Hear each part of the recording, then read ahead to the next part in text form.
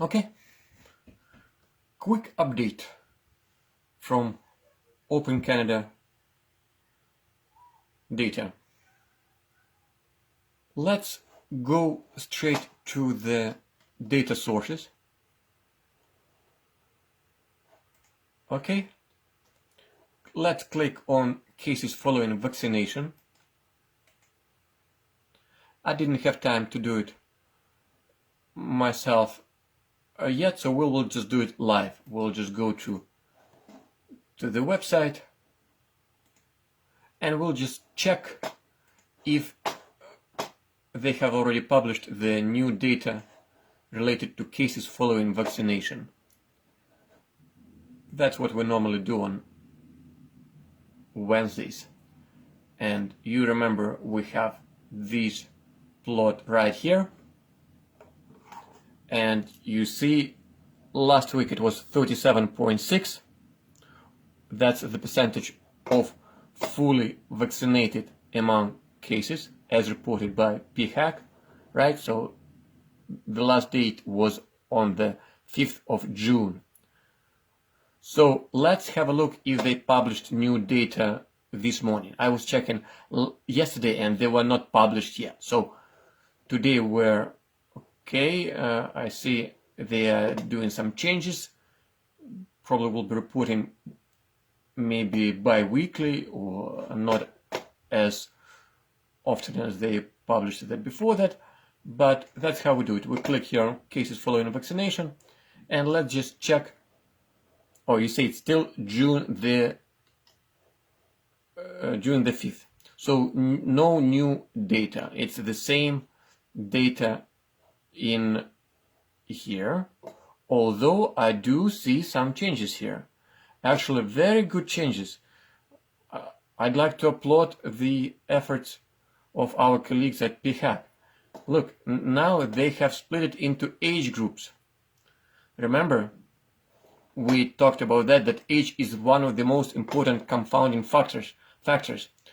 And generally they would report numbers for all ages combined.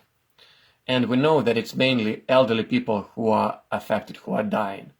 So now, as of this week, I think actually just this week, you see they are now putting gender and by age group. And by the way, we can see the previous report. I'd just like to show you how you can get the previous reports, because it's always good to keep track of the changes here. And previous reports are available at these weekly, what is called web archive. So you can go there, and this is called Wayback Machine, and just type there this URL. By the way, they have changed URL also, and that's why the previous URL doesn't work. And then you type it here. Anyway, what is most important, they change this, and it means that those people who are updating our spreadsheet is available right here. You click it. That's our spreadsheet. It's coming up. And normally we would put the numbers in this blue portion of the table. That's how they used to report it, remember?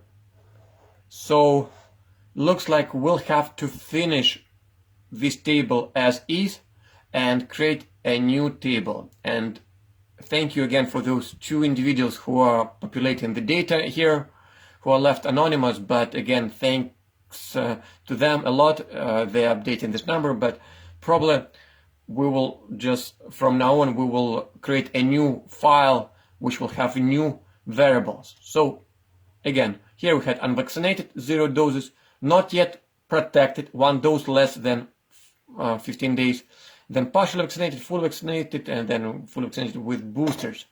That's what we had there, and we had the number 37.6.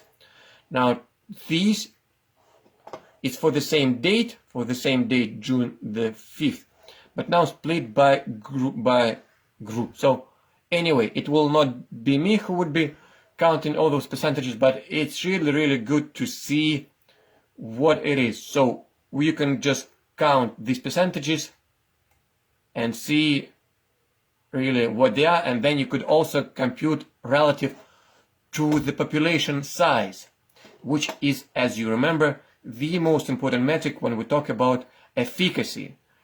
You need to measure relative to the vaccination or to the vaccination status population. That's what it is when you compute odds.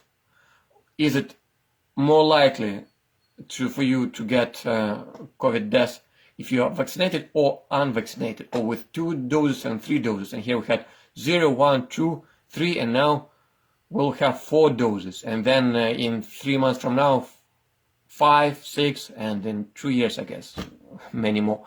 And we talked about that back in April. There will be more doses added here. So all this could be recomputed. Okay, that's a very interesting piece of information. And now we can look back what else they have plotted here, or do they have any plots here? I think here they still show graphs, all ages combined. I think this is all ages combined, these plots. It would be very nice to have the same plots, but by different age groups here. Okay, so that's one piece of information which we wanted to share. Another one is related specifically to the changes in efficacy which are observed since when this data was tracked, was published.